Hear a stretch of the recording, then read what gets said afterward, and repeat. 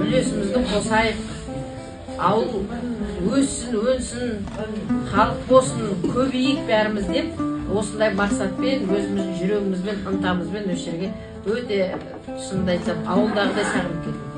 Халықтары өте жылы, шырайлы екен.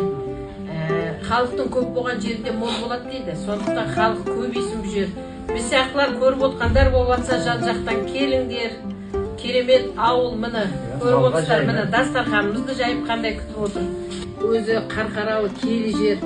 Біз мына оңтүстік өңірде Қарқаралы жақты енді керемет мақтайды. Енді мына ауа райы да, киелі де жер жалпы жақсы дейді, халқы да жақсы дейді. Негізі мамандығым от сөндіруші еді ғой. Бір жағдайлармен босап қалған көше оның. Сосын стройкамен айналысып кеткен. Өз қолымнан келіп өнерімді дайындаймын. Үй соған. Ауылға жиын келгенбіз бірақ негізі. Қызығады сол ауыл жерде тұрсақ па дейміз. Жалпы осы мына белсендіге керемет қатысып, мына ауылымды ұстап қалайын, ауылым қаңырамасын деген мынандай қазақ мықты жігіттеріне риза болдым. Шынымды айтайын. Өйткені мына заманда қазір екінің бір ондайға атсалыспайды.